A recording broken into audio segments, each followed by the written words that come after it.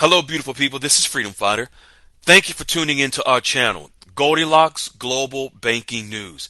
Everybody knows that Goldilocks is the number one source for the RVGCR. People from around the world tune in to see what Goldilocks is sharing on the RVGCR. Don't miss your chance and get your latest updates every day.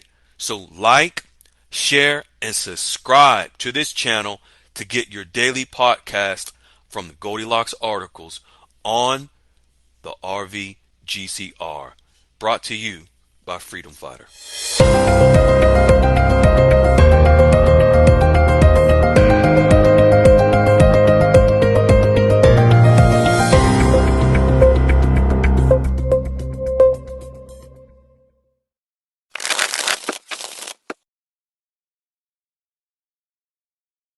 All right. So the first question that you propose for the people is, are you a fiduciary when speaking to the wealth manager? Yeah, absolutely. This is important, but if I can, I want to back up just one step real quick, if I can, Absolutely. and talk about when they go do an exchange with that banker, whoever they've already done that introduction with or have that relationship with, or even if they don't and they go to do this exchange in a bank, I would bet just about everything they're going to say, hey, would you like to talk to one of our financial planners, or would you like to talk to our wealth manager? Kind of same name, just different lingo inside the bank. We know they have all kinds of different titles, but that's the opportunity to say, yes, I would not mind listening to that. And that way that door's open for them. And there's 50% of the battle. They've already gave you the introduction. All you have to do is walk through. So what you're saying is that it's very beneficial for them to establish the relationship up front at some point, even way before it's time to exchange. That's what I'm hearing, correct? Well, they don't necessarily have to, but if they've already established that relationship with the bank, why not ask, do you have wealth management internally? Is it possibly I could visit with one of them quickly? Do they have a minute to speak with me? And then that's when you get their card or say, hey, can I at some point sit down with you and talk about some different things? Because you're going to pick up more information from them because they're more in tune to this than the true banker is, because they have different roles. Right. Absolutely. Yeah, their role is to make you money, because the way they make money is to make you money. The banker is more of a administrative executive role. And yeah. Okay. And with that said, I'm sorry to backtrack on you a little bit. No, this is your show. Go ahead, brother. Yeah, but as far as the fiduciary, absolutely. I think we talked about it the other day. A fiduciary is just somebody who works in your best interest, right? And they're gonna talk to you about this. They're gonna disclose how they get paid or compensated, and know that they work for you. Now, if they work for the entity or whoever, they will have to disclose that as well, and they will. They don't want to get caught in some issues with you or anything, and this just should and let this flow like a conversation you're having with a personal friend. It's not as challenging. It's not that mountain I've had people DM me thinking it is. So, right. Because ultimately the wealth manager that they're interviewing, that person works for you. You don't work for them. Yes. Now, if it's the scenario we spoke of just a little bit ago, now if they work for the bank, right, and they're part of the bank and the wealth management division, they work for the bank, but they have to work on your best interest. Right. Yeah, that's their fiduciary responsibility. Yes. Which leads me into what I was talking about a little bit, that they're going to work in your best interest. So one of those things that I'd ask is like, hey, how much is this? Or how do I pay you? What do you charge? What's that look like? Do I have to pay upfront fees? And ask these however you want, but they will explain that to you. But what I want to give you all tonight is just a base foundation of just a common like Freedom and I talking here tonight, just having a conversation back and forth, and that's what it should be like. Hmm. Yeah, it should be nice and just an easy flow with, like you're sitting down talking to a friend that you're looking to get information from. Yeah. Absolutely, absolutely, because you're going to visit with this guy quite a little bit as you get ramped up and as you get going to do different things, and as you start learning more about what it is they can do for you and how your money's working. Hmm. Right. And there's no such thing as a stupid question. And when talking to these people, um, no one should ever be afraid to ask whatever questions that they want to ask, because the more educated they become, the better it is for them, and also that can help guide the wealth manager to be a little more even open to give them specific opportunities for returns on their investment. Exactly, and I always go to the adage: you don't know what you don't know. Hmm. And this is somebody you're asking. You want to pay him for his knowledge to help you, and you don't know what he knows. Hmm. So you're going to pick his brain a little bit, but at the same time, he's going to kind of fill you out a little bit. It's like, okay, what are they thinking? Where are they at? And they're going to ask you different questions. And I didn't want to get into this tonight, but they're going to ask you what your risk threshold is. And that's just basically, are you an aggressive investor, or are you more laid back and modest investor? Hmm. So, but in that, moving forward a little bit, they're going to explain to you who they are. They're going to talk to you about who they are, and they're going to talk about, hey, I have these licenses, these are my credentials, I've done it for this long, this is what I've done, or I've worked at this bank for this long, or I've worked for this, you know, company for this long. Hmm. They will explain all who they are. So they're going to get all that out of the way. So you're going to get a sense of who they are pretty quick. And then what they're going to do is probably kind of start pulling questions out of you a little bit during that. Hmm. Hmm. Because it sounds like what also the wealth manager will be doing is the person that is meeting with the wealth manager is filling the wealth manager out, but the wealth manager is going to be filling you out as well. Absolutely. Because he's going to want to know where you stand. He's going to want to know, okay, what do we, before he really gets down and talks about real numbers, he's going to want to know if there's a feel for you. Is this right for him? Is it right for you? You Hmm. know, and this is where he's going to explain to you that, hey, these are the services I can provide based on what you're kind of telling me, and we can do that. And then you're going to get into some of the things like what that investment approach looks like. Hmm. And you'll probably spend some time talking about that, what he can do, can't do, where are you looking to make money, or how much are you wanting to get? Is that possible? And I mean, keep it within reason. These guys aren't miracle workers, but they will help you make money on money. That's what they Right. do. Hmm. Hmm. And that being said, um, what people should understand and be willing to learn is that making money on a return on their investment, it can be monthly, it can be annually, it can be quarterly. There's different options that they can question the wealth advisor on as well. Oh, absolutely. And this will all be dependent on what that wealth manager is doing and how they've sat down with you and structured it. And that's going to be the big part of when you actually have the money and he's able to actually see something tangible and sit Hmm. down with you. And now this is what I call you guys are getting to work. This is you starting to work, Hmm. because you're going to have a real a business, a symbiotic relationship that's going to be beneficial to both of you. Hmm. Hmm. And that can look something like, and you know as well as anyone that's in those circles, that can look like, hey, Mr. Wealth Manager, and this is, of course, is after you have the money, is, how much would I need to invest in order to get, you know, $10,000 a month passive income, 20,000, whatever it may be. Can you tell me, Mr. Wealth Manager, what that amount is? Can you show me some examples, options, so forth and so on? I'm sure you've run into that, correct?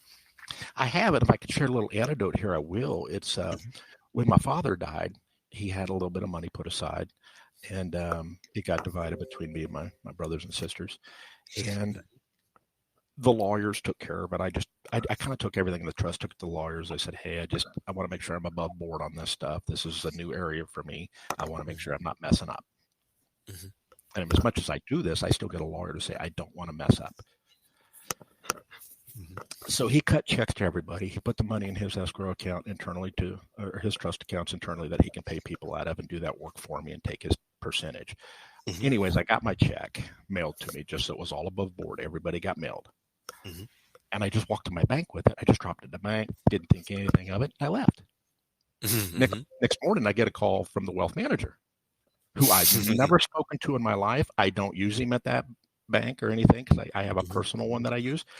He's like, hey, Mr. Morgan, I noticed somebody's came into your account, and if you'd like to sit down and figure out how we can just structure that. And I think they probably have an algorithm within their system says, wow, this is a big deposit. The guy just said they got flagged. Yeah. He's like, why did that guy just set it here? And that cued them to give me a conversation. And I spoke to him and I said, you know what?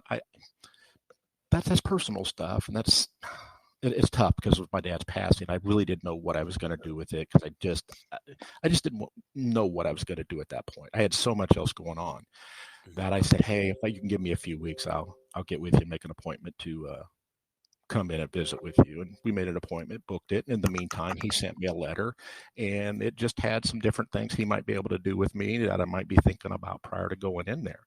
But that was them reaching out to me just because of that deposit.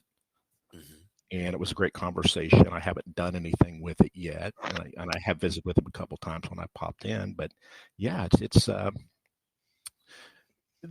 these guys really want to help you because that's what they do in your bank. They're there to help the bank clients make money for you as well as make money for the bank.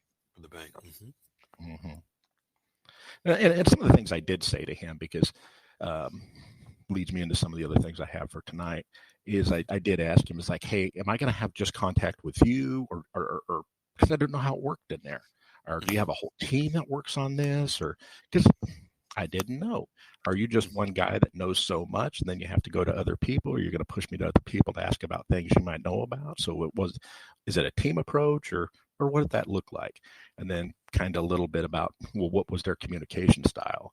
If I email you, do you email back? If I text you, I mean, because with my personal wealth manager, I can do that, but I have a 15-year relationship with him, and we're pretty good friends. So he'll usually respond to me. Sometimes he goes, I'm on the golf course, which means don't bother me.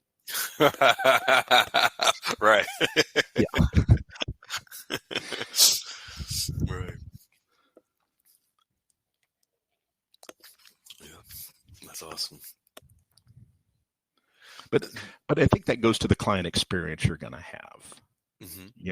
How you're relating to your wealth manager, how they relate to you. That's called the client experience. And you always want that to be positive. If you're not feeling positive, you're not feeling you're in sync, it may not be the right person for you. And it just means that may not be the right person for you, but somebody else there might be. Right. And that's a good segue. When I see, one of the questions you have, and that's even asking the advisor if they can help you with your entire financial picture, or if they're just selling you one particular investment, or if they're looking at a whole entire broader picture for you, long term, short term, and long term. Right. And I'm glad you brought that up, because the other night when we did a call, somebody asked me, hey, if you had this many millions, what would you do with it? And I thought that was a great question, but I can't answer that. I'm not geared at that, because my idea is going to be something completely different than the next guy's idea or your idea. But if you sat down and you asked your wealth manager that, and you say, hey, I have, let's just say $1 million personally, what does that look like, and how would you invest it? And don't be surprised if they give you some numbers about some different things where they start throwing percentages at equities and percentages at gold ETFs and some amount in bonds and some amount in cash. They do this every day. Don't get lost in the numbers because they're going to spell this out for you, and you will have a piece of paper that shows exactly the percentages and what is going where. And then you're going to get statements every month that you're going to see how well they're performing or how well they're not. And that's when you can call and have the conversation and say, can we adjust some of these? Because it's like a dance. You and your wealth manager is a dance. He wants to do the best for you. You want him to do the best for you, but it's a give and take. Right. But ultimately, you are the lead in this dance relationship. Exactly. Which also don't forget to be personable in this. Don't be a robot. Just go in and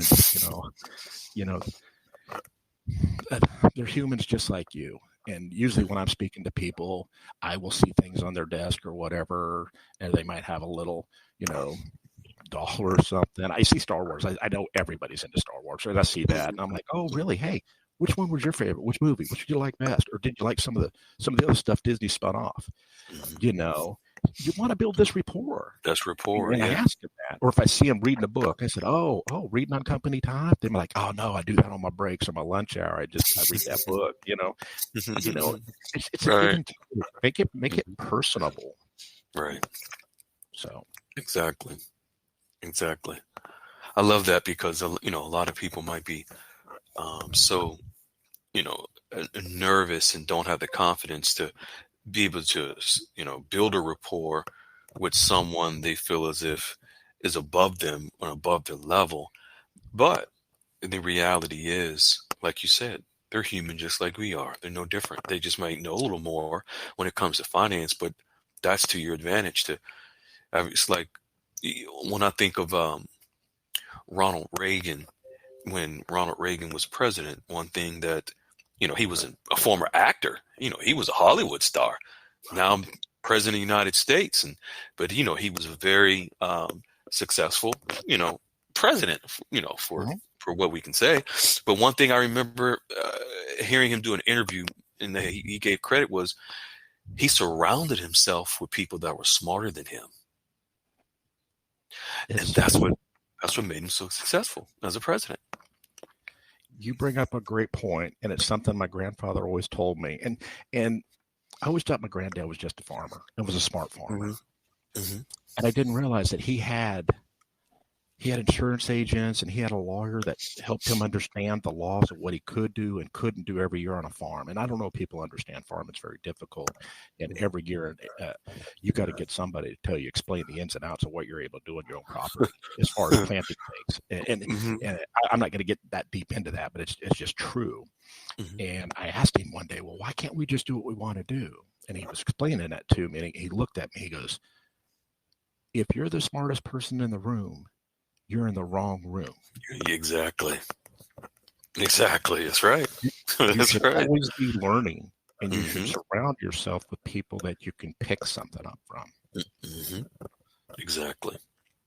And I'll tell you, when I first did this, and I'm gonna give this to you and embarrass myself a little bit. When I first did this, and I first met with the wealth manager, I'm still great friends today. I went in the morning. I'm like, yeah. And I didn't dress super up. I just put on a nice shirt, some pants, and just went in and sat down. And I had an appointment with him. I was prepared, thought I was prepared. He asked me if I'd like a cup of coffee. I said, yeah. I get that coffee. First thing I do, I'm so nervous. I gripped the handle so hard I broke it and spilled coffee all over his desk. True story. He's never forgot that either. That's how nervous I was. Absolutely. You want to talk about an icebreaker? I'm not saying go do that, but I'm saying that's what happened to me. Oh, man. So I know how to make a splash, and we had a great conversation about it, and I'm apologizing. He goes, "Oh, I guess the cup was broken. I didn't know it." And I said, "Or I'm just nervous." Oh, Lord. Yeah.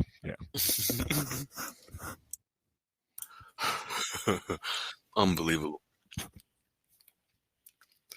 But I think that's a great base. And you know what? I'd love to give you the notes of kind of what I put together to talk about this a little bit, so we Hmm. can take this and share it out there, and people have it, so they don't have to take notes. And I put some stuff behind it a little bit that they can read, Hmm. and kind of like a little cheat sheet to help them out, a little study guide to, you Ah, know, I like that. Yeah, I like that. And the cheat sheet. Yes. Now I come up with a good title. yeah, Wiley's cheat sheet to wealth manager. yeah. You ain't got to put my name on it. Just if this helps anybody and everybody, great. I just want everybody to be successful, and part of that There. being success is what I call, when you have money, you Hmm. got to get to work. And by that, I mean, you should never be chasing money again. Money should be Mm, making you money. Money should be that's right. working for you, not you That's right. working for it. That's right. That's right. That's right. Absolutely. Absolutely. See, and people, it's beneficial to realize, to be in the mindset of allowing the money to work for them instead of working for the money, because this is where you make more money by freeing up your time freedom. A lot of people, are so accustomed to working and hustling, um, that when they obtain this wealth, they may feel as if they have to continue to work as hard to, no, allow the money to work harder for you. It's a That's right. lot. Yeah. And I retired 3 4 years ago. The time kind of blurs because every day is a Saturday for me. And I mean that in a good way, because Hmm. my time is my time to do what I want to do. And the sad part is until a few years ago, my friends weren't able to go out to do the same things because they're still beholden to a job. So Yeah. it's like now I can call them up and say, "Hey, fire the bike up, we're going." Right. Before I couldn't do that because they were still beholden to a job that I was able to let go of. Hmm. And I'm glad that I've been able to bring my friends along a little bit. So now I have guys that I can go hang out with and are in the same space I am, and they're living their best lives. Hmm. And it's just like we can all get together and just enjoy ourselves. And there's no, oh, I got to do this, I got to do this. Boss is nagging me about that. It's just like, nope. Yeah. And Yeah. that is a feeling I want everybody to enjoy. There you go. There you go. Yeah. I love it.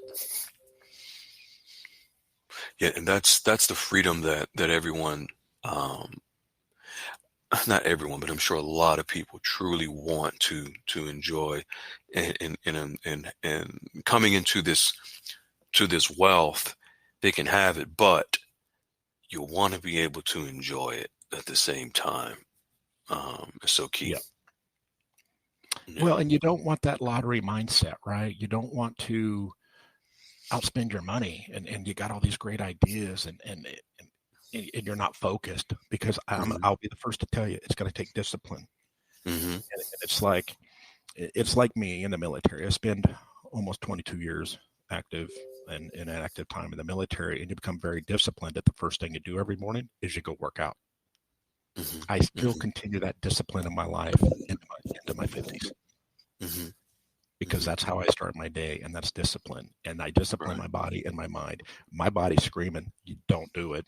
We're tired of this." My brain's saying, "Oh, just sleep in 10 more minutes." Right. But you don't. You have to have that discipline to do Hmm. this. And that's the same in what you do in your career, or what you do with your family. It all takes discipline, you know. Right. But in this and money management, you have to be really disciplined, and you Right. have to listen to these people giving you advice. You don't have to heed it, but that Hmm. can be at your own detriment. But Right. listen, because you've hired these people to help you, and be disciplined, and sticking to the plan. Hmm. Hmm. Right. And a part of that discipline, would you say that it's much wiser if people want to spend money and splurge when they get it, and they want to enjoy it, of course. But would you advise before spending money is to meet with the wealth manager and allow their money to start working for them first before spending any money? I'll, I'll give you the piece of advice that a guy who has money, who I listen to a lot because he has money, Mm-hmm.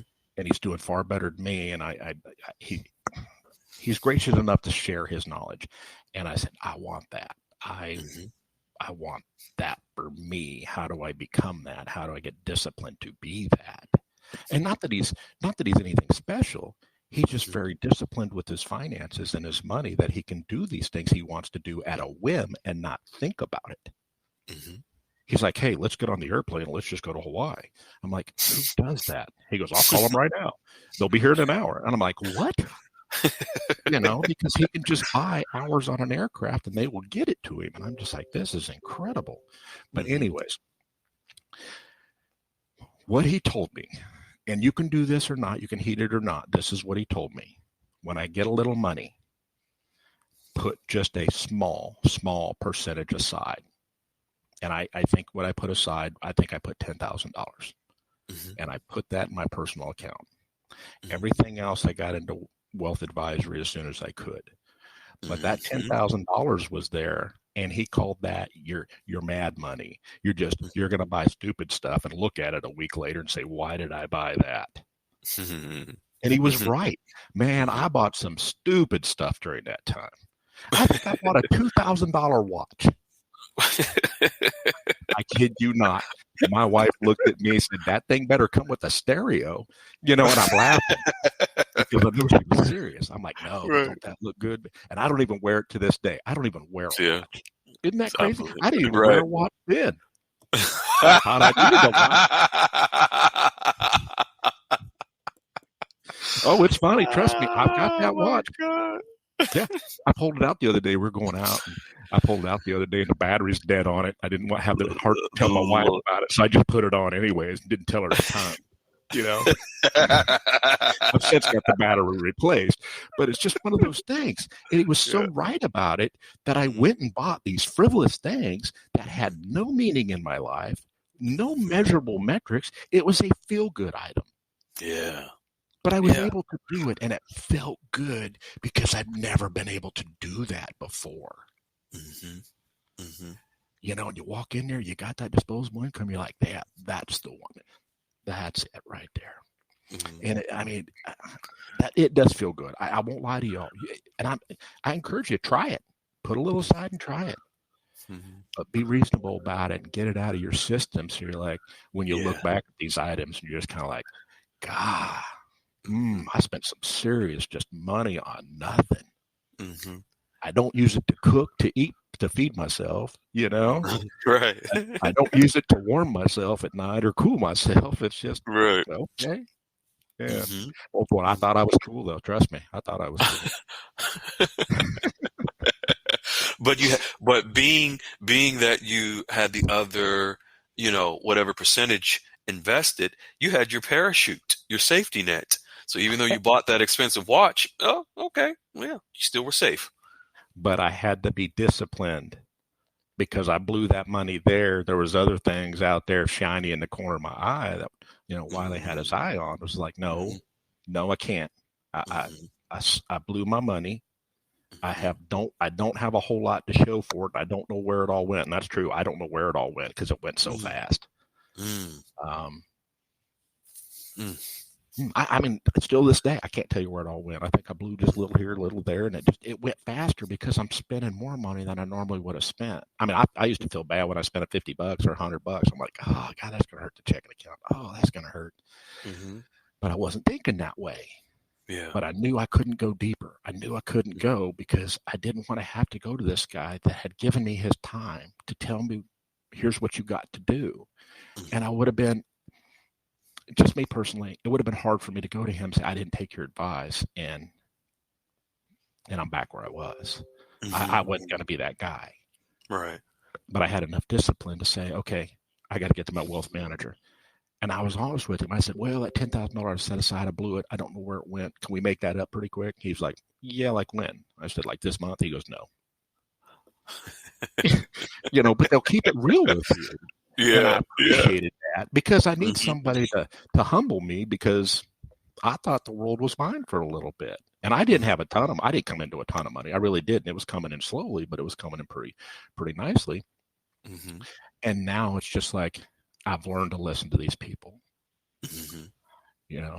But these are the stories I have because I've had a relationship with these guys, and they will bring these back up when I'm not kind of listening.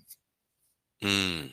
Okay. You know what I mean? So they have a Yeah. way because you've built this relationship with them. They know you know them, and they got a great sense of you. And Hmm. mine knows me so well that he'd be like, "Really, really, you're going to get another watch you don't wear?" Because hey, I'll be like, "Hey, I'm looking at $50,000. I think I want to go do this." He goes, "What? You find a 50,000 watch you don't need?" And it's his way of telling me, "Why don't you Right. tell me a little more about what Hmm. you're doing, and let's see how we can put some money aside to grow it versus just Hmm. snatching it out of the account. Right. Let's grow it and get there, and Right. then you can think about taking whatever and going doing something with Hmm. versus continually dipping in and just you know filling the coffer back up." So it's Right. and by that I mean never touch your principal, only work Mm. with your interest.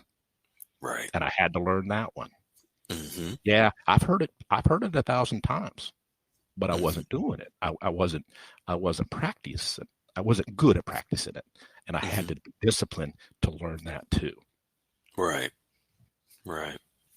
And now they're just skill sets I have because I've done it for 3, 4 years now. Yeah. Yeah. Yeah. You've gotten that practice and that muscle memory to do Mm-hmm. so to where it's second nature now. And I'm sure in the beginning, those impulsive, behaviors of wanting to go in and spend money right away, it's going to be there. So I know, folks, you're listening, to be impulsive to go and just splurge, it's going to be there. But like Wiley, like you said, go ahead and just put some money aside and go ahead and splurge for a little bit. Get it out of your system. Get it out of the way. But have that money in invested to where you have a safety net that's it's going to be growing for you, and short term and long term. So that if you fall and bump your head and the little $10,000 it dries up after buying so many watches, you got a safety net and you can do it all over again. You know Yeah. what? I'm gonna give this to my wealth manager when we're done. Okay. I guarantee he's gonna look at me and tell me these were all the things I was telling you that you weren't doing. Ah. Uh-huh. See, here you are on a Wednesday evening giving the inside scoop, the inside information from a wealth manager of how people can maintain their wealth. That's beautiful. Yeah.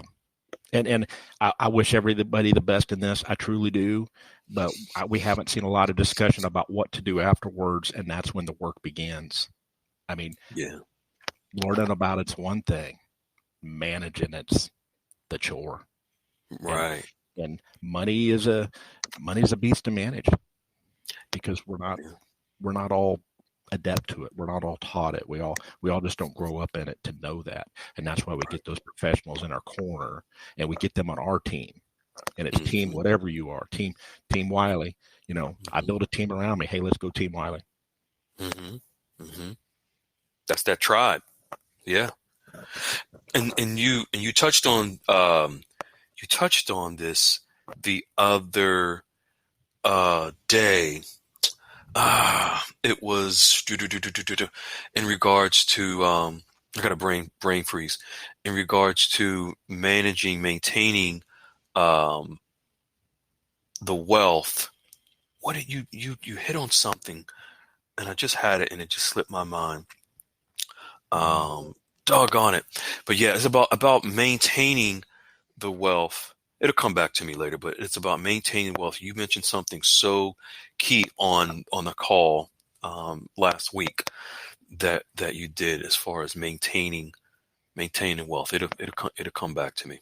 And I'm sorry, I don't remember. I mean, folks, you're going to be busy. you are going to find things that you are going to be passionate about, that you're going to want to do, that even though Freedom's asked me about something last Wednesday, man, I packed so much in since then just to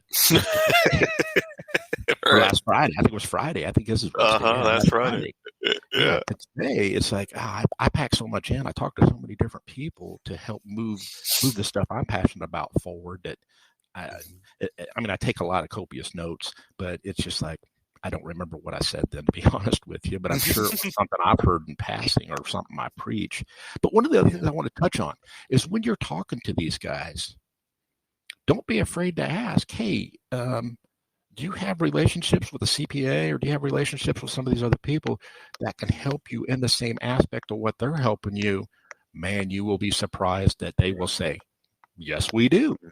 Mm-hmm. And they can help you in the other aspects as you're building your team. Right. Right. Yeah, this is your team. You're building a team. Go out and pick your team wisely. Make sure they're people you can work with. You're on the same page. Because And don't they're get me wrong. ultimately their goal. Go Okay. ahead. Go ahead, Freedom. Yeah, ultimately their goal is to make you money. It's a win-win situation. They make you money, they make money. They stay in business, they stay employed. So Absolutely. they have an invested interest. And I've left a wealth manager before, and I just took it over to another wealth Firm. manager because Mm-hmm. they were doing better things that I wanted to be in. And Mm-hmm. yeah, they were sad to see me go, but it wasn't personal, it was business. And they understand Right. that. It wasn't like I had to go, you're fired. I didn't have to do that. I just Right. said, hey, I found another area I could get into that you're not even working in, you're not even there, and I'm going to be moving my money over to there. So after this term or cycle, I'm going to be, parting ways, Mm-hmm. and then I just transferred the money. And Yeah. they were very cordial. They said, "Well, sorry to see you go. If we could ever help you in the future, and it don't work out for you over there, please do come see us." Mm-hmm. Because they Mm-hmm. don't want to burn that bridge. Right. They want to keep that door open because they always want you to be able to come back through it. And you'll be surprised. Sometimes these guys move around sometimes. They don't always stay Mm-hmm. working at the bank. Sometimes they go hang their own shingle, or sometimes they move up to the big boys. Mm-hmm. You Mm-hmm. never know. And they're going to Right. remember you. Mm-hmm. I had one guy call me. He moved on up to Deloitte, and he Mm-hmm. called me. He goes, "Hey, I'm over here. I'm doing this." I said, "Hey, I'd be interested to see what you could do.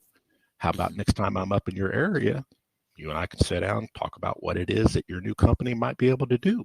Now, I wasn't able to do anything with him because it just wasn't conducive for me at the time, but I've always stayed in touch with him. Mm-hmm. Mm-hmm. It's those relationships you build throughout this. When we go back and Right. talk about our social circles, these are the people in the business aspect that are going to move in and out of that consistently. Mm-hmm. Right. Right. Yeah, because and like you said, and I like that because the team that you build, it can be fluid. It could be a fluid team. Someone may be on your team for a year, 2 years, 3 years. Some may be on for several months, but the team building can be very fluid because you got to look at it not just in the short term, but long term. And then with new technology, new investment opportunities that are becoming available in the market, you may make some adjustments to who's on your team or what they're investing in. They may make those adjustments and offer it to you. So it doesn't have to be a one size fit all cookie cutter. It can always be fluid, be changing. Absolutely. And I will tell you, no one plan that you have is going to fit the next person. These Mm-hmm. guys are able to craft your plan. Mm-hmm. That's it. Yeah. Yeah. That's awesome. And that goes into one of your other questions of what is your investment approach when you're asking a wealth manager to kind of get there, like what is their strategy? I see that you have as a question as well. Yeah, and that's, I mean, you kind of talked about this, what is the long term? What's your long term strategy that they could tell you about, right? Or is it a tactical type strategy where they're kind of constantly be adjusting your things as things move? And let me rephrase that. Some guys are going to have a long term strategy, like, okay, we're going to put you in these, and we're just going to see what those do. And they're just going to carry those out. So you're going to see highs and lows and stuff like that. Then you have some guys out there that are going to say, well, we take more of a tactical or a hands-on approach, and we are constantly adjusting and moving and doing this. And if that's for you, that's great. But these guys can do that for you. But it's ultimately up to you to say, hey, what kind of approach do you have? This kind of approach I want somebody that's going to sit there every day, be very methodical, moving me, that mover and shaker. It's going to make things, that's, I had one like that. He was high. I mean, you want to talk about high energy. I mean, that guy was just like, woo, I couldn't keep up. But I did like him because he was one of those guys that lived and breathed this, and he was just all over it. And I'm like, I mean, he called me 7 a.m. in the morning. I'm like, whoa, Jeremy, bring that down for me a little bit, buddy. But this is what he did. And I loved him for it because he was just on it, But I'm just like, no, Jeremy, I just need between you and long term. Where can we meet? Can we meet in the middle somewhere? Right. And he did that for me, but I don't talk to him as much because I wasn't such aggressive things that he's willing to move and shake and be that hustler for me. But I hired that guy, and that's what I liked about it because he was just a hustler. He was just, I wanted that guy. That was Team Wiley all the way. It's like, yeah, I want a guy, we're going to be running every day. Then I'm like, yeah, I can't run every day. I'm old. Let's slow down a little bit to maybe a jog. Right. You're going to, and I use these analogies for you in these investment approaches because you're going to find everything between that. You're going to they'll find low cost funds for you, and then they'll find some higher ones. There's so many different things out there. It's just like going to a restaurant, opening it up, and there's just so much out there you can do that you can get lost in it. You try doing it by yourself if this is not your world or your sphere. That's why we want this guy. That's why we need the planner. And I always say guy because I am a guy, but guy or girl. I did have one that was a girl for a while. Great financial planner. But lean on them. That's what they're there for. I learned more from these guys than anyone else, more than from my banker. Actually, my banker, he manages money just per se, in and out of an account. And I don't mean to be derogatory towards him, but that's how I look at my banker. He just makes sure it's safe. He makes sure nobody comes and takes it. My wealth manager makes sure I'm gonna make it. Right. Big difference. Yes. Yeah, and don't be afraid to ask him, hey, how's this communication going to work going forward? Do I contact you? Or are you contacting me? Get that established at this because you want to know that you're not always bugging him anytime you have a question and that door's open. You're going to want somebody that understands you're new, and they'll understand you're new. But you want to make sure you have that open dialogue. It's like, hey, what works best for you? Email, text, call, sometimes all three. Most of the time, mine's a text. I text a lot, and then I'll usually pick up the phone to finalize things. But that's usually a day or two later. I like that. Excellent point. That's I like that because that's a part of getting to know the wealth advisor. When you get to know them, the better you know them and their strengths, their weaknesses, their Anastasia's words, you get to know their love language, and how do they communicate? That's usually their love language, and that will be to your benefit, to your advantage, knowing how they communicate. What's their best form of communication? I like that. I never thought of it that way, but yeah, I mean, yeah. I mean, communication is always key. In our society today, especially with the advent of texting and everything else we can do, that tone gets lost in just a simple text sometimes. And then you get miscommunication, or the context didn't come out right. And I'm probably the worst at it because my writing comes off abrasive. Mm-hmm. You know what I mean? I know that Mm-hmm. about me. When I'm a fairly personable guy, but my writing can come off pretty abrasive. That I've had people text me back, and it hadn't been my wealth manager; it's been my CPA. He goes, Mm-hmm. "Really?" And I'm like, "Really? What? I just, I said, you in court today? Or are you around?" It was just kind of a simple text, and he took it like a different way. Like, what, do I need to come to your house and help you too? I think that's how he took it. And that Right. wasn't what I meant. It's like, Mm-hmm. are you in court, or is it possible I can come by today? That's kind of what I was asking. You're going to be in the office, I'll swing by. You got time for me. You do have clients. I don't want to interrupt somebody else's time. So, Right. Right. and I think that we need to become better at communication, because I think I said this the other day. I think a lot of times we listen to reply, and we don't always listen just to listen. Yeah. Yeah. Very true. Very true. I like that.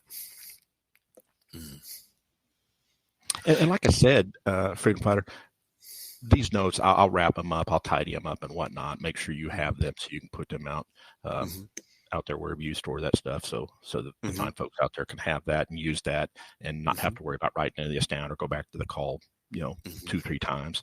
Okay. That'll work. That'll work. That'll work, definitely. What would you say, if you can pick, and I'm sure it's sort of going off script, but this just came to my mind. If there were 3 most important of the questions that people should ask, what would those 3 be? Those 3 questions, and if you can rank them 1 through 3. How about I just say them as one down to 3? There you go. And my first one might be a dual part: is, are you a fiduciary, and what are your license and credentials? Okay. And that's where I'm gonna probably get a read back of his resume. He's probably going to kind of throw down his resume to you a little bit. Hey, this is what I do. This is what I've done. I hold these licenses, and that's always a great opener. And they're usually pretty good about that question because they get it 1,000 times. Mm-hmm. And then I would probably just really want to know how we go about setting up these services, how I'm going to be charged, how they work, what does that look like? Is it a percentage? There's different ways they do fees and commissions on this stuff. And it's very important that you understand what you're paying for what you're getting, because the last thing you want this guy to do this and you get this bill or you see these commissions come out, you're like, hey, what's this? So you want to make sure, this comes back to communication. We want to make sure we've communicated that and it's clear for both parties. Right. Yeah, because you don't want to look at your statement and your first statement and see that you pay the wealth manager $125,000 and then you only made $25,000. You're like, hold up, what? I've never seen one quite like that, but yeah. I know I'm exaggerating, but yeah, but you want to know. I go back to what that guy I talked about that always said, hey, what are you doing? What are you doing that works? And this is a guy that always preached to me all the time. Hey, do you make a profit? Yeah, I did okay. He goes, so shut up. Right. You know what I mean? I'm like, I could have made more. He goes, did you make a profit? Be quiet. You made money. You're never going to go broke making the profit. Pay the guy who helped you and be nice to him, because that guy did it for you. What did you do? Nothing. You bothered him. And I'm like, yeah, you got points. This is why I listen to you. This is why I hang out with you, because you keep it real with me. And I enjoy that, because I just enjoy people that are just pretty genuine, salt of the earth, will tell you exactly how it is, especially in this world. You don't find it a lot. You will come across a lot of snakes, a lot of them. That's why it's so important to do your homework on this, folks. It is important. Not to digress, but you asked me for 3. And the third one, I would probably ask about the services they offer, but I don't want to get ahead of myself, because if you've never done this, you're not going to understand a lot of those different. They'll probably start breaking down, oh, I can put you in this and this and this. And I don't want you to get caught up in that. I would probably ask them what their investment approach is, and Freedom asked me about that a little bit. And that's what we're going to talk to you about. Oh, we can put you in, some long-term stuff, or we can put you in, some shorter-term things. And I would probably ask that and get a feel for where I felt comfortable, so that I understand what maybe my personal risk threshold is. Because they're going to ask you this question: what's your risk threshold? And they're going to ask some questions based on that. And this is them trying to not necessarily interview you, but they're going to ask these base questions so they get a feel for where you're at. Right. And that'd be my third one, because that's really going to open that door about. He might have a questionnaire. Might have a questionnaire for me that I filled out. Said, hey, what's your risk threshold? And it kind of asked several questions over, but just in a different way. So I was answering the question 3 or 4 times, but it was asked several different ways. So the guy got a real feel for where I was. It's like, oh, I think you're going to be best here. And I'm like, yeah, you're the expert. And then, I start seeing returns and stuff. And I'm like, he was right, but it's moving too slow. Let me go talk to him. So we made some adjustments and went from there. But you have to set that baseline. So that's why I would ask what their investment approach is, and start down that road to figure out where my risk threshold is. Right. That reminds me of, about 6-7 years ago, when I initially met with a wealth manager. Actually, I went to a private wealth management firm in downtown Dallas. And I remember one of the questions that I asked them, and they got back to me with the answers, were, I asked, can you share with me some success stories of clients that you've helped to invest their money? You don't have to show me names. You could redact the names, but if you could just give me an idea of some success stories, like case studies.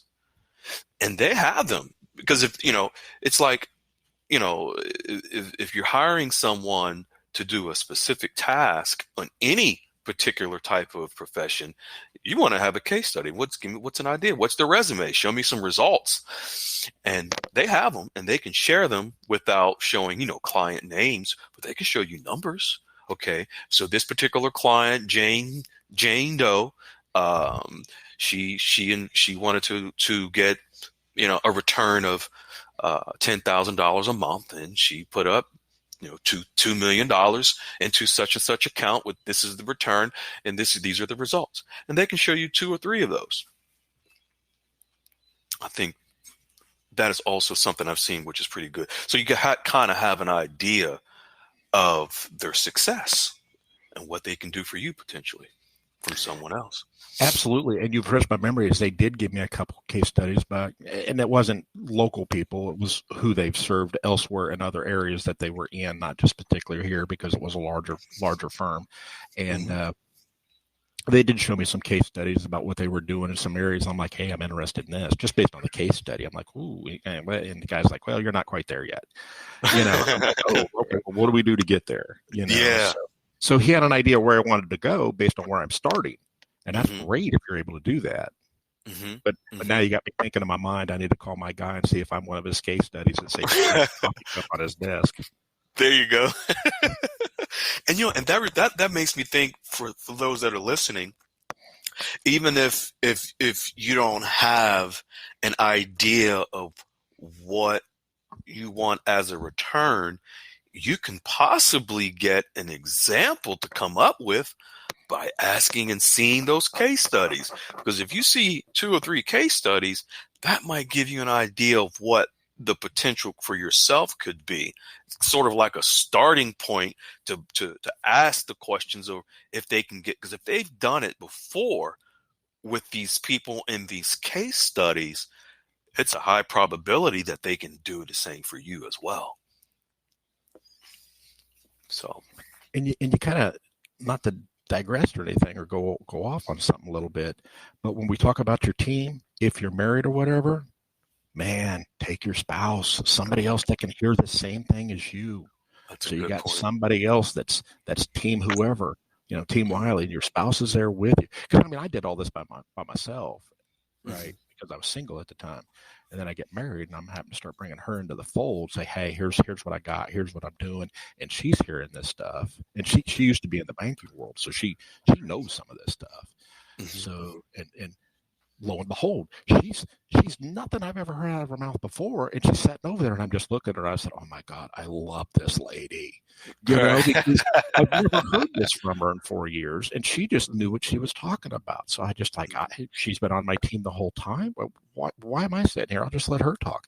But it's just, I was amazed at that. But I had somebody else that I was on my team and I didn't know, and I bring them into the fold, and they're able to even help elevate that more, and not just for that reason, but because they're hearing the same things they're able to do for us. They're giving us paperwork and stuff, and we're able to talk about it afterwards. And I can say, did I hear that right, that he said that? And it's just like, yeah, he did. I'm like, I said, if you're interested, I'm kind of interested in that. She goes, I'd entertain more on that. And it was great to have that sounding board a little bit, because this is so new. And when you start hearing some of this, you're like, no, that's not possible. And like, oh, that's what he said. Wow. So it's great to have that sounding board, and that person that's closest to you in your life, and your spouse or whoever that may be, that they're that team too. They're going to be going through all of this with you too. The ups, the downs, I call them the ankle biters, or the snakes, or those sharks. They're out there, folks. They are out there. And they will pop up when you least expect it, but that's a whole other story.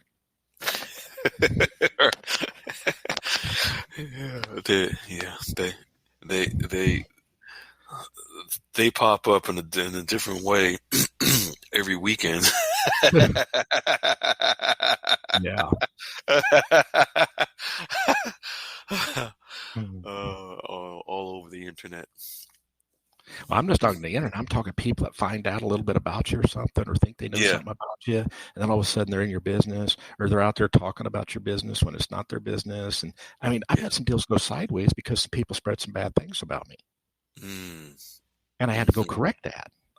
It was something they said on the internet, and I'm like, hey, I'd like to talk about that.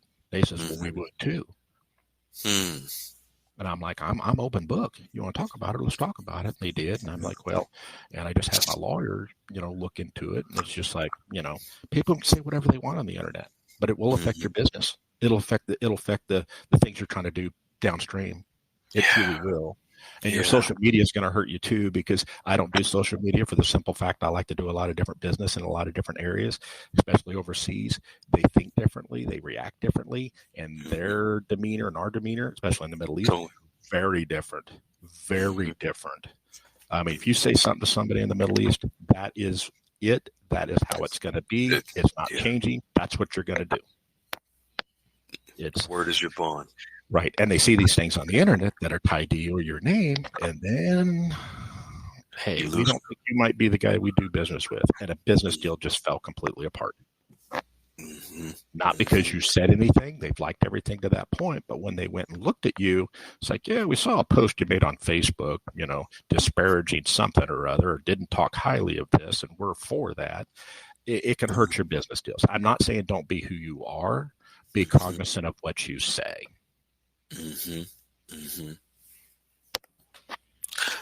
Excellent point. I like that. Yeah, that is so profound, because people just sometimes innocently, with whatever political, emotional attachments they have, will post things, and later on down the line not even realize they may miss business opportunities or establishing relationships with people because of a difference in view of that political topic or whatever it may be. Or cultural. Cultural is the biggest one I found. We have so many different cultures within the United States, and these different business you're doing with are a lot of people from different countries that have succeeded here, but they've still carried those cultural ideologies here.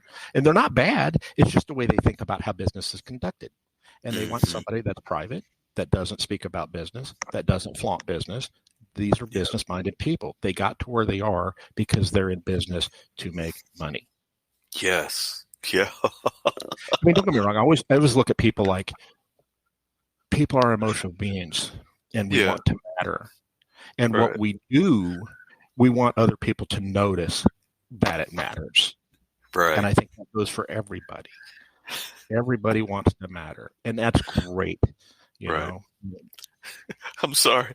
I'm sorry. you're I quite right. can't help it. But you just raised such a valid point about culture and people seeing what you post on the internet or what your viewpoints may be because they want to be the most successful, influential, powerful people are the ones you do not see on social media. So that brings up the point, Wiley, of kind of going to the left, but it's relevant, is these in the guru land, in the dinar land, they talked so much about the Chinese elders and bonds and all these different things.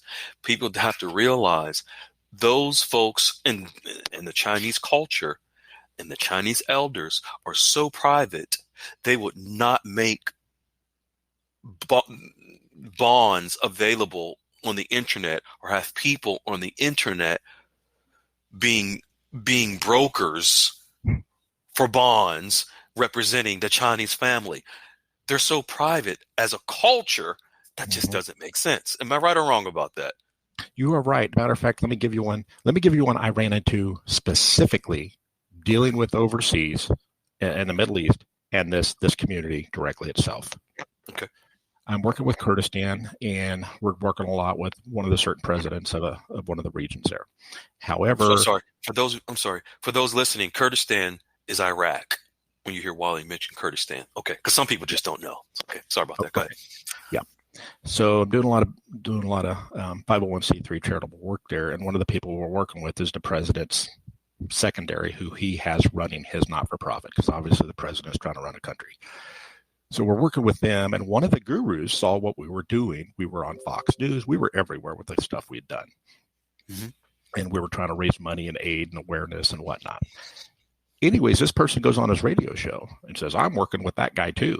He likes what we're doing. We are in with him. They do not know how mad that person got. And I and others had to listen to that and how furious that man was that American was lying about talking to them. It was so offensive to their culture that it was working against us. Yeah. And they're like, I want to talk to that guy. Give me his number. And he was just furious.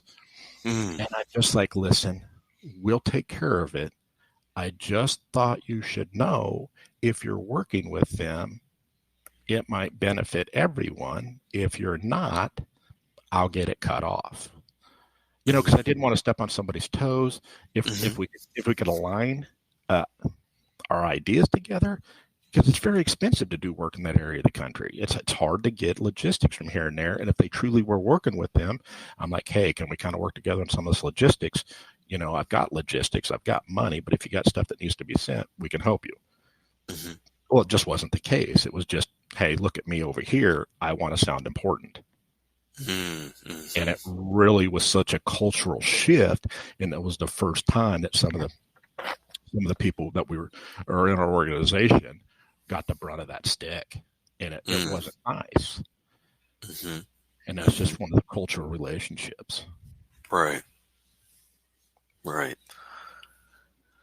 I mean, that's since been mended, you know, but still, it's always been in my mind. It stays with me today, even that you have to be cognizant of who you're talking to culturally in business. Because sometimes what we say might be a joke, but it isn't. So very true. We have to be mindful of our audience. Very true. Yeah. Wow. Very profound and powerful. And I just give that one because that is one that happened to me very succinctly, and I remember it to this day that it's always given me the that background in it to be cognizant of it moving forward. Right. Right.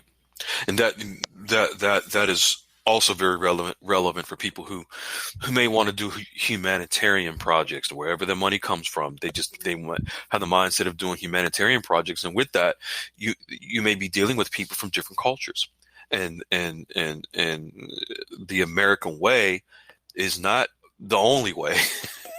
You have to be mindful of others, and other sensitivities. That's so funny because I'd be overseas and people wouldn't know your name, and they didn't call you GI. They refer you, hey, John Wayne. What's so funny about that is one of the guys I knew in the Rangers, his name was John Wayne. Oh, man. Yeah. That's what made it so much funnier. But still, yeah, you go overseas and everybody just refers to you as a certain way. And you don't forget little things like that. So every time you do go to these areas, what most people don't know is you get a crash course in the culture before you go. There's certain things you do with your left hand and you don't do with your left hand or your right hand. You just don't do it because just that gesture will make it seem like you're somebody they can talk to or somebody they will never talk to. Know your audience. That's very important. Yeah. I love that. Yeah, exactly. Wow.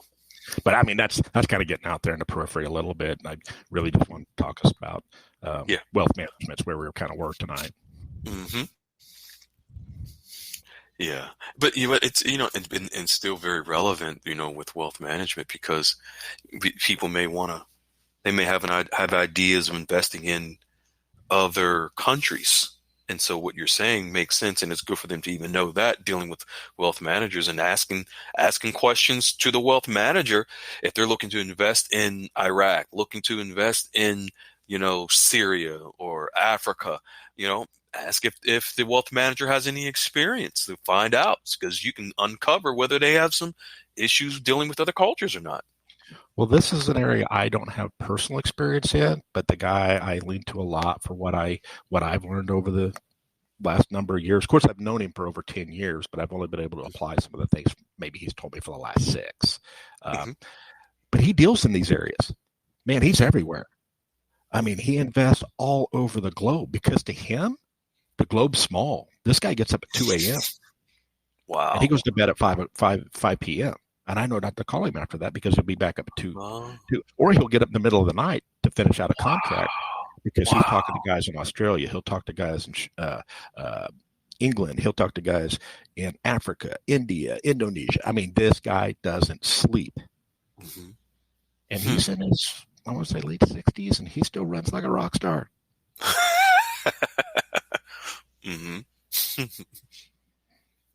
Wow. Yeah. But this guy, he's worked his way to work up to that. And this is what he does and enjoys. And he does quite well at it. But it's just like, man, you are just, if I could have just 1% of what you know handed to me and that knowledge to where I could just absorb that, man, I'd be so grateful. Yeah. But you can't do that. So what I do, and he's allowed me to do, is I picked his brain over the years. What would you do here? And I've listened. Hey, what would you do here? Hey, if you had this, what would you do? And he was kind enough to point me. He was kind enough to say, ask about this. Hey, have your wealth manager look at that. If you can't do it, let me know. I'll give you somebody who might be able to assist you. Yeah. And that was where I never looked at it, but I had somebody who was willing to be a mentor. And never be afraid to look at those mentors that are out there, of those people that are doing better than you or where you want to be. Ask. I've been blown off. That's not hard for me. I mean, people tell me no all the time. I'm used to hearing it. I mean, and that comes from being in the military for so long. And it's tough to hear, and I understand that for people. I mean, I've got kids, that happens to them, and I see what that does. But when you hear that yes, and somebody's willing to assist you, the value of what they're teaching you cannot put a price on, because they're giving you what they know. And especially if they're giving their time to you freely, man, that's priceless. It's priceless. It is. And Mm-hmm. I became great friends with this guy over the years. Matter of fact, when I met my wife, I didn't tell her, and I took him down because I don't have a big brother or anything. I got sisters and a real young Mm-hmm. brother. And I went down and I said, "Hey, I'm coming down. I want you to meet this lady friend I like. I really like her. You know, we've been dating for like 3 years. My wife's kind of wondering if she's in the friend zone or if something's going to happen." I was just thinking the same thing. 3 years. Right? Yeah. You know, I'm a slow starter. I Um, see. so I take her down to meeting because this is like a big brother to me at this point. This is somebody I value his opinion and about everything Mm-hmm. because he's been there for me and he's seen me come out of the military. And he has a heart for the military you wouldn't believe. I mean, he does so much for the military behind scenes that he would literally be mad if I told you everything he does. But he is so giving, and I think he kind of took me on to say, "Hey, here, you know, the guy wants to learn. I'll help him. I'll point him." And he's done that. We became such good friends that when I was going to ask my wife to marry, I got in front of them and I said, "Oh, by the way, you're being interviewed."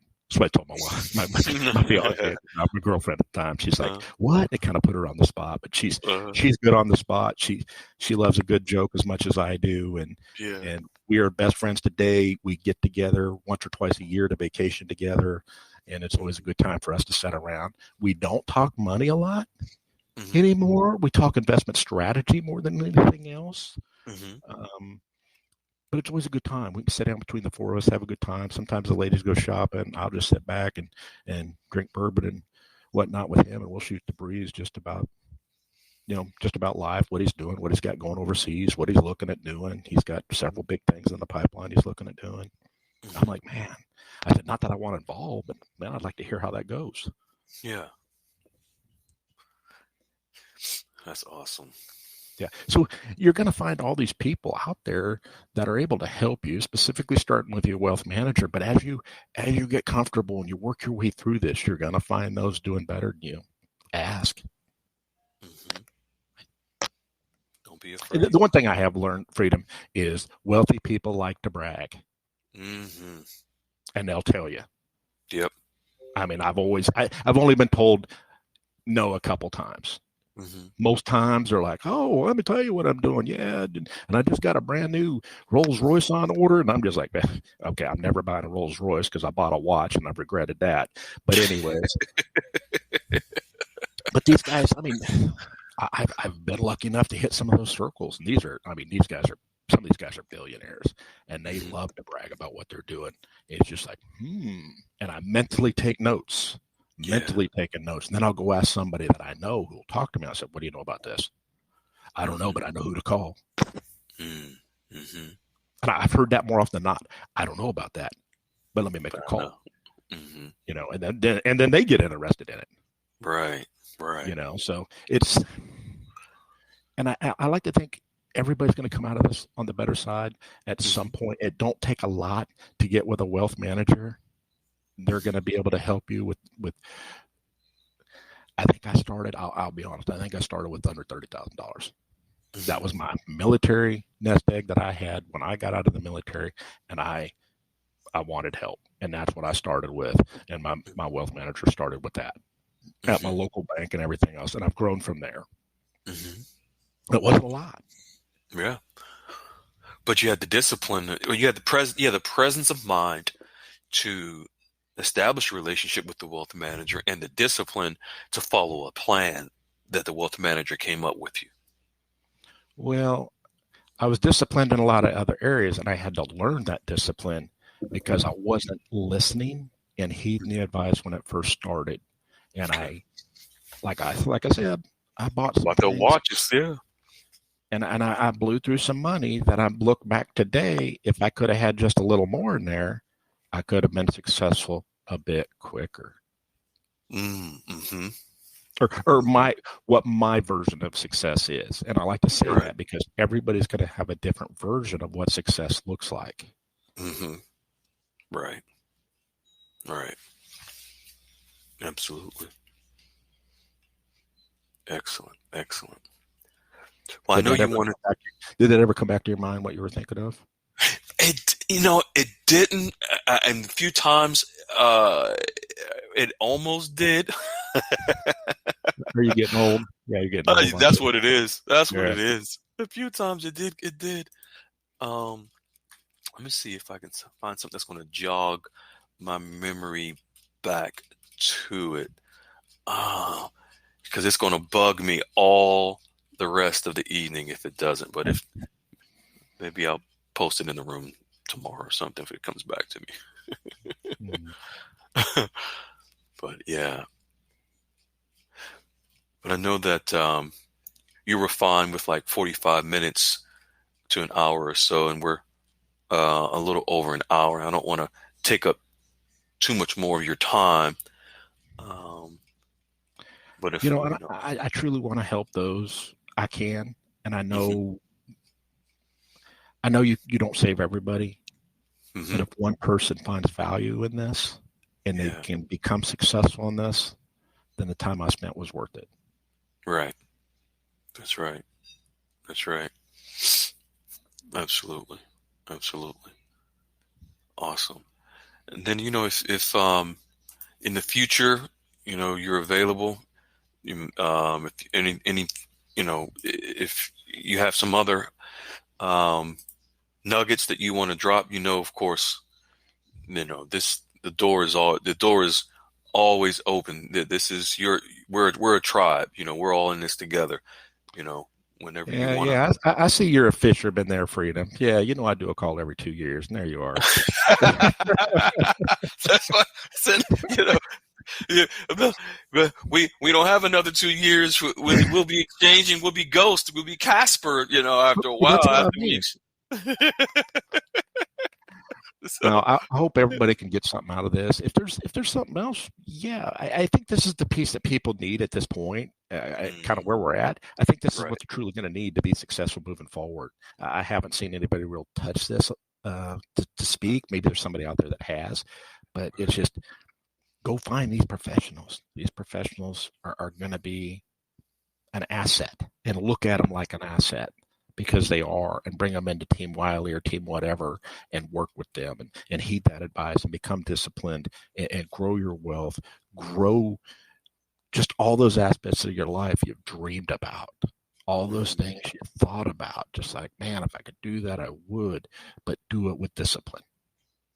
Mm-hmm. Mm-hmm. Yeah, and that discipline takes practice. I mean, and there's going to be Mm-hmm. some failures at first, with discipline, and that's another thing that I think of is, folks, don't be afraid to fail. I'm not saying don't be afraid to go broke.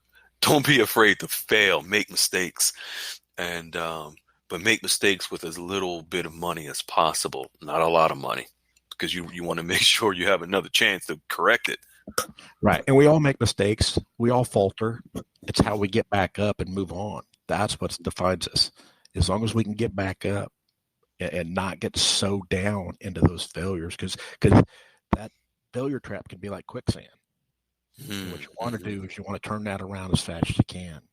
Mm-hmm. Never be afraid to ask for assistance. That's the hardest thing I think it is for I want to say Americans I know is to ask for help. I see it Mm-hmm. everywhere I go. We're always Mm-hmm. afraid to ask for help. I too was that when I got out of the military, but I learned like, wow, man, here's all these people helping me. And all I had to do was like, hey, I'm new to this. I don't know what I'm doing. I can't tell you the first thing about this other than when I put money out and I put money in. Mm-hmm. And the guy's like, I can help you. He's like, what do we have to work with? I showed him what I deposited. He goes, we can work with that. And we started to work. Mm-hmm. And I stumbled. I stumbled.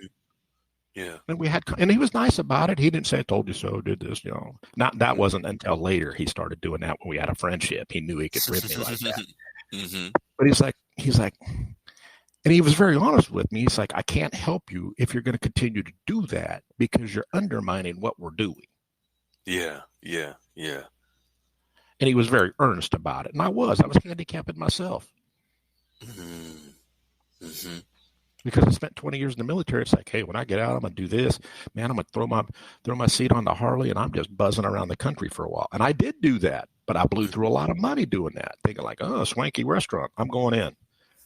It hurts after you do that 10, 15 times, Yeah. in a month. I mean, that hurts. Yeah. But I had no discipline. And that's why I say we're going to falter. Everybody falters. It's how you find that focus and find that discipline, build these people on your team that are willing to talk to you and be honest with you about it, like mine had to be when I first started out, saying, hey, I can't work with you if you're not going to listen.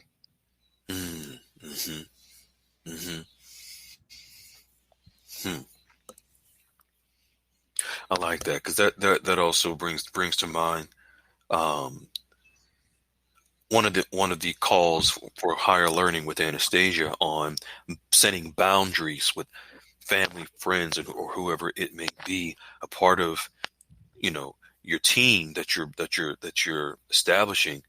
You got to set boundaries to make sure that you don't just put anybody on your team. You don't just want anyone because because they're your sister, your brother, your cousin, or you got to be very strategic, in developing your team. And be realistic with yourself and put boundaries on yourself as well. And that's where that discipline's going to come in. Right. Yeah. It's so easy to throw the credit card out, right? Oh, I'll worry about that later.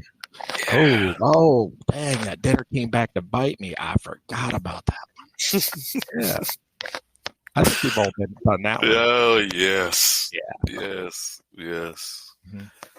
Been there, want to help those that are not as fortunate, they may not have it, and you do, and you just want to help. You just want to splurge. You want to, take the whole tab, and then all of a sudden you're like, and see, that's something I've never done, because I never wanted the eyes on me like that. Like walk into a bar and say, everybody's on me. I would never do that. Now I've been in restaurants before, and I've told my waitress, I said, hey, that gentleman there and that gentleman there, I'll be picking up their tab, because I saw two older couples walked in, and they had Marine apparel on, and I said, hey, I just got that meal tonight. And she brought me the ticket when they brought mine, and I stayed long enough to ensure they'd ordered and everything, and picked up the tab for them, and I left. But they don't know who it was. And I've had it done for me. It's been done to me, and then I try to pay it forward, and I can't, because somebody else has already picked it. I think it was like 60 days or something before I could ever reciprocate somebody down the road, because somebody had always picked up somebody else's tab before I was able to. And yeah, I saw a bunch of guys on leave, and they were at a burger joint here in town, and I said, hey, you guys on leave? They said, yeah, we got a delay in our flight, so they allowed us to come out here. I was old Chicago, I think it was.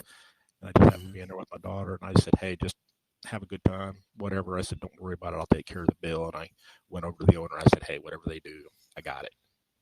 And I think that's the only time I really ever said, hey, but they're military guys. They don't make much money. They're leaving. I mean, they're going to war. They're going to combat. It's the least I can do. I've been there. I know what that's like. So. Right. Wow. Yeah. Yeah, this has been amazing. Powerful. No, I know we don't talk a lot, but it's always good to visit with you, Freedom. I never know what you're going to bring up. I never know what you're going to pull out of me. I really don't. I try to plan. I do my best to plan, but then you kind of got some questions of your own. Yeah, you kind of do. You're good at it. You are good at it. Maybe would you like to see if Anastasia has a question for you on this? Yeah. I just put me on the spot. That's good. I have a way of doing that. Wiley just told you, but you knew that already. I know that. Believe me, I know that. No, I just have to say this was wonderful information, and I absolutely believe that this will help a lot of people not be so nervous, approaching a wealth manager. And, they have questions, they can know what to ask. So, Wiley, I think this is great. Yeah, and don't tell these stories to degrade myself. I tell it because it happened to me. And I want people to know that I am successful today, but I stumbled too. I really did. And we're all going to stumble in that. So it's if they benefit from some of the things that I've learned the hard way and I've had to tell that story, man, have at it. I'm happy that the things I did wrong might benefit somebody to not do it wrong. Yeah. That's exactly right. Personal stories really make a difference. So, yeah, I totally understand that. Yeah, because those personal stories people see that you can relate and you're speaking from experience and they can relate it to themselves and they can hear the passion and the reality and the realness, in your story, and it helps them to avoid those pitfalls. Because a lot of people going in to meet with a wealth manager, of course, it'll be the very, very first time. They don't know what to expect or what they're walking into. But with what you did tonight and being able to give them personal stories, personal experience, and these questions to ask, it can really alleviate a lot of that anxiety and nervousness that I'm sure people had, because you saw it in the room, the last couple of days when people ask questions, Yeah. they're not comfortable with approaching a wealth manager, or establishing these relationships. I wasn't either, everybody. I wasn't. I stumbled out of the gate, made a first impression the guys never forgot, and it just went from there. It's just he knew I was nervous. He knew I didn't know anything. And he spoke to me like a person, and made me feel at ease, made me feel welcoming and understanding these concepts and understand what they're able to do for me. I understand them far better today because I have skin in that game and I'm always reading it. I'm always studying it. It's like a professional athlete. Be good at what you do. Right. Man, the wealth of knowledge and the value that we bring. Believe it or not, I'm just now kind of realizing it by having this call to go over these questions, how the robust amount of knowledge between Goldilocks, yourself, Jester, and Anastasia, of course. We are truly, truly blessed and fortunate to be together to bring so much information to people and do our part in serving them and serving, our higher power, serving God. It's wonderful. I'm so glad that we did this. So glad. Me too. If it helps somebody down the road, it's all worth it. Wow. Yeah. I just hope some of these people don't know me and then see me and goes, "Really, you do that?" And I'm like, "Yeah, I did that." And I got a couple of my friends in this investment that they'll probably hear this. Man. Because I've never told them that, and now I've got to live with that because they're going to know it. Oh man.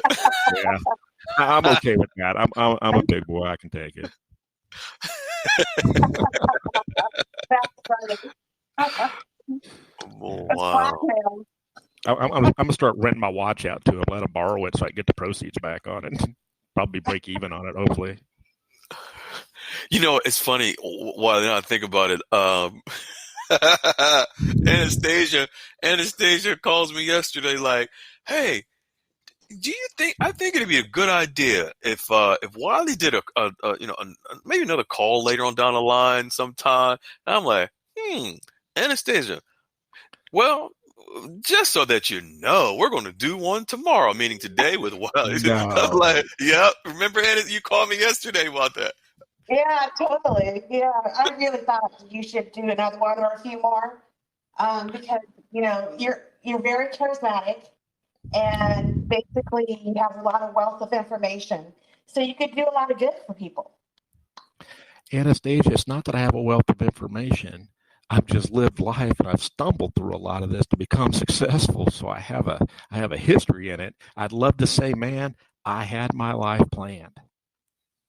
I'd love to be able to tell somebody that, but I can't, because I stumbled through it for 20 years. And then when I went to the military, I went in there to get money for college.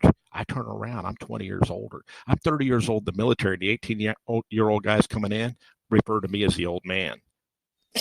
You're like, oh, buddy, if you only knew, you know what I mean? And I'm just thinking like, but then I remember back, I was that same 18-year-old kid, just not more than 12 years prior. Yeah. Yeah, so. But we all go through that. We all learn as we go along. And, if we're wise, we don't make the same mistakes that we made when we were younger. And, some of us might not. Yeah, some of us a little slower on the uptick. I've done things twice and had to learn it twice. And after the second time,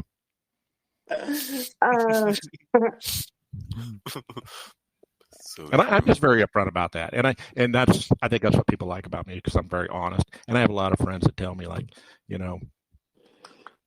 maybe sometimes people don't need to know everything, and I'm like, people don't know everything, but I'm okay to be the pun of a joke. I'm okay with that. I got thick enough skin. I can handle it. I like to dish it out, so I got to take it too. And if people know some quips about me, that's okay. I've made mistakes. I own those mistakes, but if I can help somebody learn from them, I'm okay with that too. Yeah, that's just a beautiful way of being, to be able, because it's a form of vulnerability, but your vulnerability is all about being strong and strengths. And so being able to admit your own story takes a lot of vulnerability. So kudos on that. Freedom, you paid me a good compliment the other day, and I really never thought of it the other day.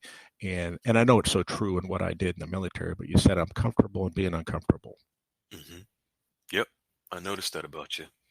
Yeah, and I never really thought about that until I dwelled on it a little bit, and thought just how everything I've done through my life and all the uncomfortable things I've done and been places where I never knew if I was coming home, that it's just like, it was kind of a compliment. I took it to heart, so I appreciate that.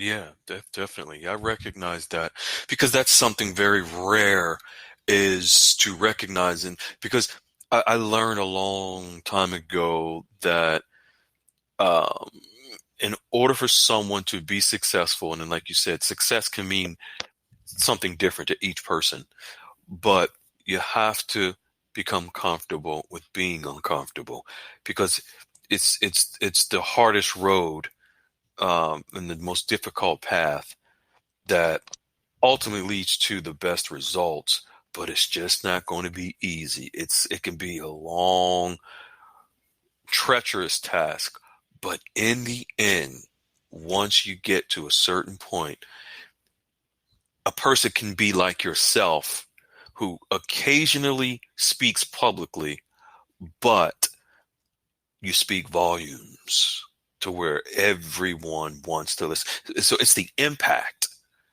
that you're able to make on so many people, because you're comfortable. You've shown, just in the way that you speak and you share your story and your background and your knowledge, it's obvious that you're comfortable with being uncomfortable. That's the true strength of a person's character, is to see, is when they're comfortable with being uncomfortable. It's like going, like you talked about getting up in the morning to, the discipline through the military of getting up in the morning, go working out.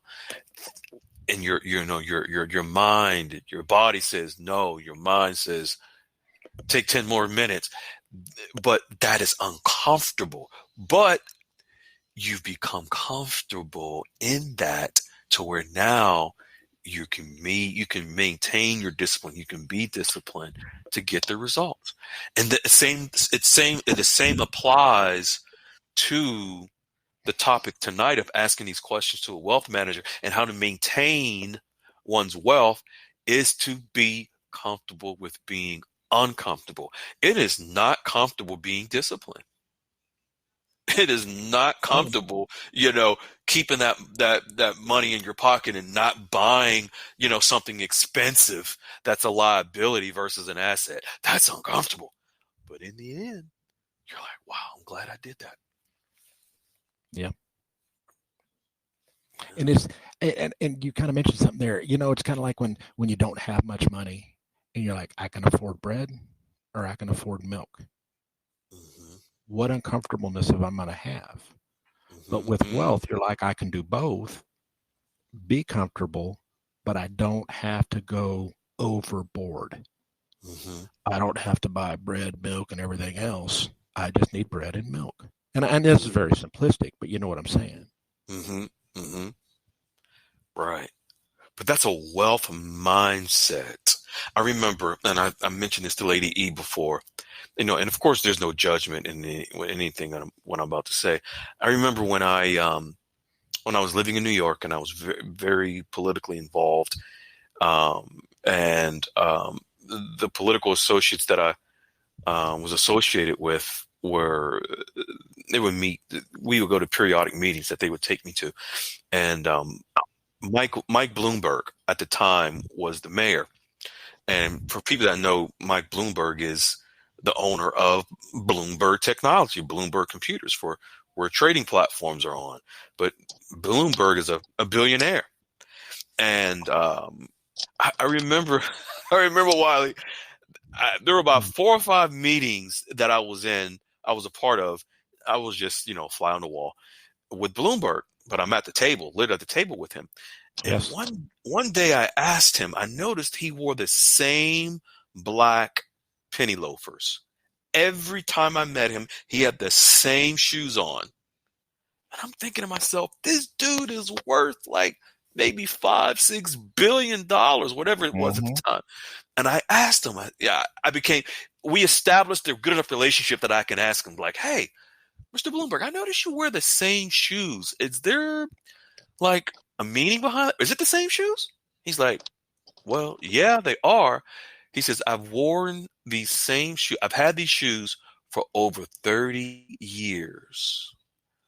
I just resold them. He just resoles the shoes. Isn't He that gets them. amazing? Yeah. He says, He could have bought the same shoe, hundreds of pairs, and he's just resoling them. Just resoling them. And I'm like, wow, that's the wealth mindset. It's uncomfortable where you have a ton of money, you're a billionaire, but the discipline to just resole the shoes, not to buy.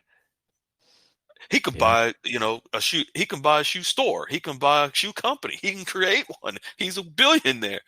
But the mindset to just say, I'm going to just resole them. You say that and you jog a memory of mine when me and my wife, we built a house a number of years ago. It was a dream of ours, and I've been fortunate enough to be able to do it. And we were having our closet designed, and we worked it all out. And I'm in there with hanging my shirts up in there. Afterwards, my wife looks at me and she goes, "Isn't it time to part with some of those shirts?" I'm like, "No, some of these shirts are 20 years old." She goes, "Yeah, 20 years old." And I'm like, "You're welcome." She goes, "I didn't say thanks." And I'm like, if I can be committed to a T-shirt for 20 years, I can easily be committed to you for 20 years. And she goes, "I don't think that's how it works." You know what I mean? But that's just how we communicate. Anastasia's probably got a whole night of articles she could talk to me about that on, but that's just how we communicate. But I have a bit of that same sense in the things I do and the clothes I wear. I don't buy a ton of clothes. Mm-hmm. I know one thing. I don't know if I'm going to resole some shoes. I got money. I'm just going to buy me a new pair of shoes. My name is not Mike Bloomberg. And it's funny you say that because my daughter's like, "Where are you doing?" I said, "I'm going shoe shop." She goes, "Can I go?" I'm like, "Sure, but you're not getting any shoes. You have thousands of shoes," because she worked at a shoe store and we got a discount. We buy shoes with her paycheck. Right. So I go buy a pair of shoes and I bought 2. Mm-hmm. And I come home and my daughter, she's just all out of sorts. And my wife looks at me and goes, "What's the deal?"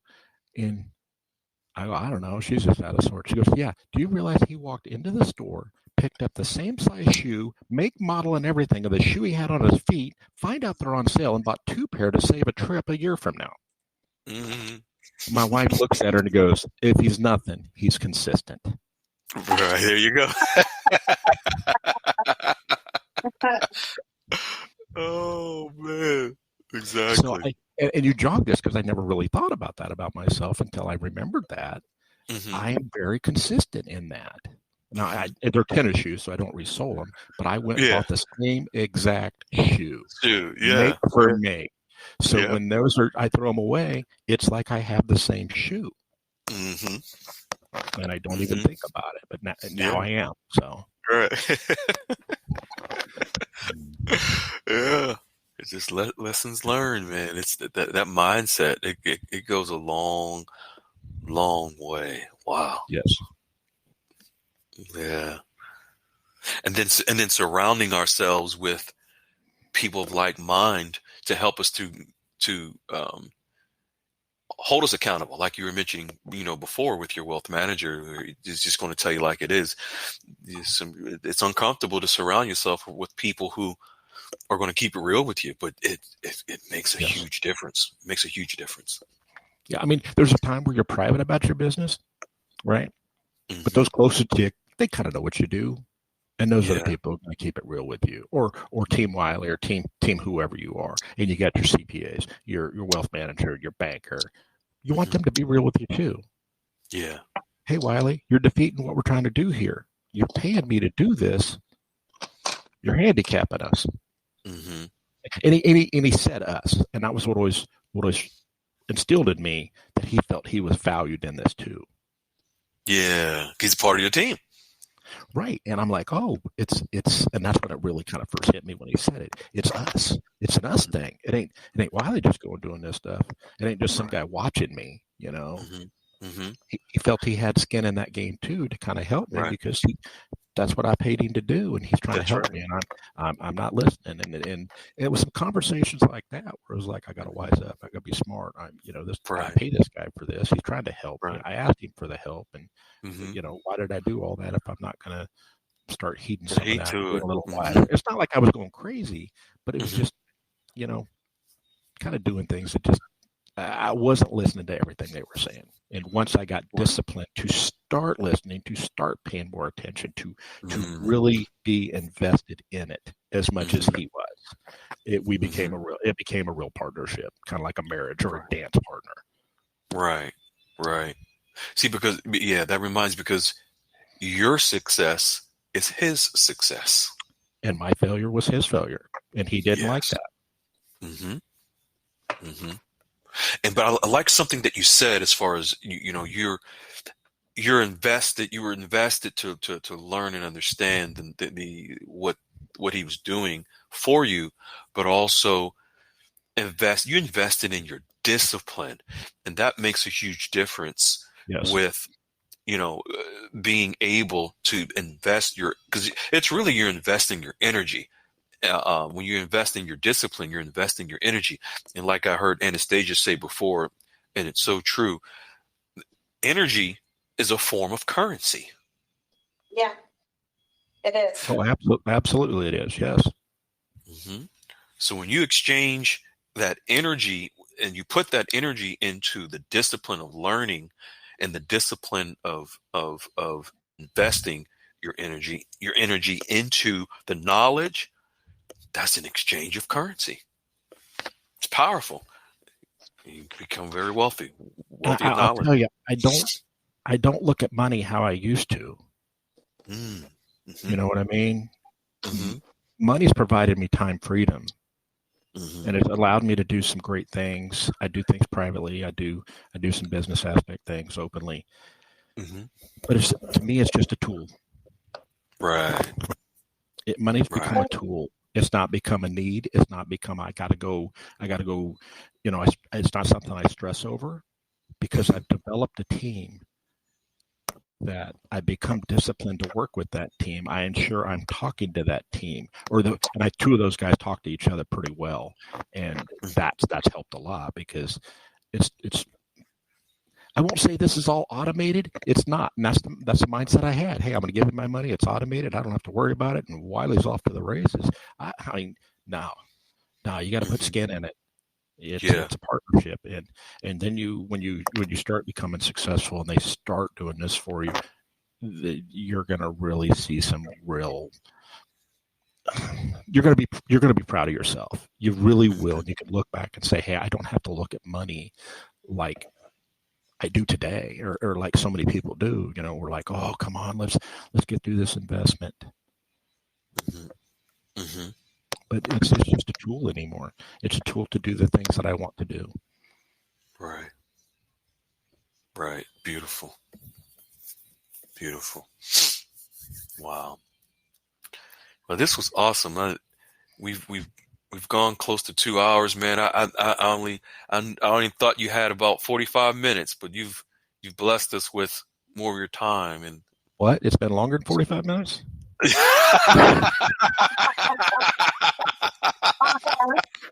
I kept looking at the clock. It got past 45. I'm like, uh-oh. And then it got past an hour. I'm like, uh-oh. It got an hour to 10 minutes. I'm like, uh-oh.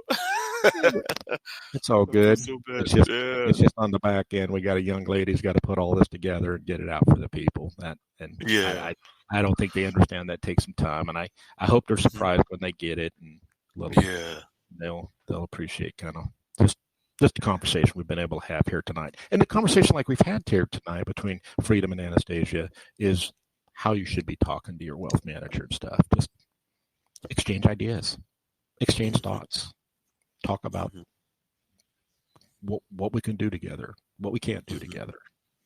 How's this going to work? How do you work? Right. What's our relationship going to look like? A working relationship going to look like? And they'll tell you. Mm-hmm.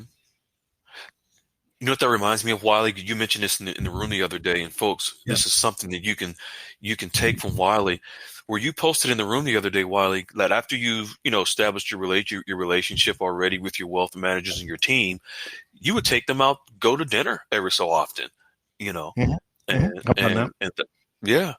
And that's a great way to continue establishing a relationship with your team. Is you don't always have to meet at the business location. You can go to a nice restaurant or whatever it may be. If you're Bloomberg, you might take them to McDonald's, but, imagine where they sat for a little bit though. They're managing your wealth, working for an office. They're still working. Mm-hmm. You know what I mean? So, and it hit me one day, and I just, I said, "Hey, you getting Thanksgiving off?" "Yeah, I'm only going to get a couple days." I'm like, "Really?" He's like, "Yeah, just, I don't take my vacation here. I take it later in the year, so I volunteer to kind of work, do the crazy different hours here." And it dawned on me, I'm like, "Man, this guy's making me money on money, and he's still punching a time clock." Mm-hmm. So I just went out to this place, and I didn't tell him. I told him afterwards, and I said, "Hey, you guys do traditional Thanksgiving?" He goes, "Oh, absolutely." And I went out, and I got a place that did home cooked meals, turkey, and all that stuff, and I delivered it to his house the day of Thanksgiving. And I made sure he knew not to do that. I coordinated with him to not do that. And I said, "Hey, I want to do something for you as a thank you for what you've done for me, and it's outside of the bank, so you don't get in trouble." Right. And those types of things, that goes a long, long way. They've remembered me, and every time I walk in there, it's like, "Hey, thanks, how you doing?" And I've gotten to know his kids a little bit, when they're in there working or whatever. And, I've let them set my Corvette. So, they're like, "Oh, that's good." I said, "Yeah, sit in there, get in there." Let them play around in there when I'm outside the bank talking to my one wealth manager at the bank. Mm-hmm. Yeah. That's awesome. That is It's awesome. just, and that's just being, kindness don't cost anything. And that's just me with my relationship I have with that one gentleman. And he doesn't do a ton of work for me. He just does some personal things, just, and I need to get with him, figure out what I'm going to do with my dad's stuff. But it's just like, he keeps bringing it up. I'm just like, I'm not ready. I'm not ready. Mm-hmm. I'm just not ready to cross that bridge and figure out what I do, with everything my dad had, and figure out how we go about making that work somehow. But yeah, it's just don't forget those guys. They're still working, but working for you, punching a time clock. So be cognizant of that. That's it. Well, we appreciate you more than you can imagine, Wiley, taking your time out. I mean, I know you're. Oh, we have a young lady that is on the Love Boat that has a question, raising her hand. Hello, young lady on the Love Boat. You can unmute. If silly was a person, sure. Hi. Hey, Hi, Lady E, Wiley. how are Hi, you? Anastasia. I am absolutely amazed. Oh, they say excelente. Perfect. Every time you ask someone here, are they doing? They always say is excelente, excelente. Well, thank you so much. This has been amazing. I was telling Freedom a couple of weeks ago, I was trying to make an appointment with a wealth manager, and my wealth manager no longer works for this particular bank. So I was trying to make an appointment with another one, and he didn't even want to talk to me. He's, when you get to, I told him I had, what was the word we use? Freedom. So I had some money coming in. He said, "Well, when you get When you get your inheritance or your my yeah, your inheritance," yeah, uh-huh. he said, "Then call me." Yeah. That's so silly that you couldn't take the time now to establish a relationship that was already in place, so I would be more comfortable with you when the inheritance came in. So I knew then that he wasn't a wealth manager for me. But I said all of this to say that I'm humbled to know that someone of your stature started with something so small. So now I want to go back with my little pennies and start now. So then when the larger amounts come in, I'm already set up. I'm already established. I'm already comfortable. And we're already eating our McDonald's or Burger King. I'm gonna be Yeah. fancy. I'm gonna take up a Chick-fil-A. Yeah, you're gonna be supersizing soon, aren't you, Lady E? Right. Yes. If I But can, because you brought up a great point where you said he didn't want to talk to you. I'm going to tell you something that I learned very succinctly. These people work in absolutes. They don't do, how should I say? Hypotheticals. Right. They don't want to work in the hypothetical. What do you have? Let's work with that. And if you say, well, we got zero, it's like, well, zero, I can't work with, and that's why some of these guys don't want to talk to you. And it's kind of like the CPA I know. He's like, when you get the money, you let me know. And I'm like, yeah. But I want to do this. He goes, do you have the money? I said, no. He goes, then I don't want to talk to you. And I know this guy. You know what I mean? And that's what he tells me because they work in absolutes. That's how their mind works. But also, they don't want to waste time and bandwidth that they could be helping somebody else to come up with a hypothetical where I'm not ready to initiate. I have found that in this. So you're going to run across that lady, and that's probably why you and him didn't get off on the right footing right there. absolutely. Exactly. Thank you. Yes. And I don't think it was you. I don't think it was him. I just think it was a miscommunication right there. Mm-hmm. Well, I couldn't even get on the phone with him. My personal banker, because like I said, I had a wealth manager and he left. So the personal banker was trying to make the introduction to the new wealth manager, and he wouldn't even get on the phone with me. So there goes that. Yeah. You're going to find somebody you're going to click with. I mean, you really will. Mm-hmm. Yes, I'm going to put that energy out there. Don't go in there and spill your wine on his desk or nothing. Just be yourself. Sit back. Don't be nervous. Don't pull a me.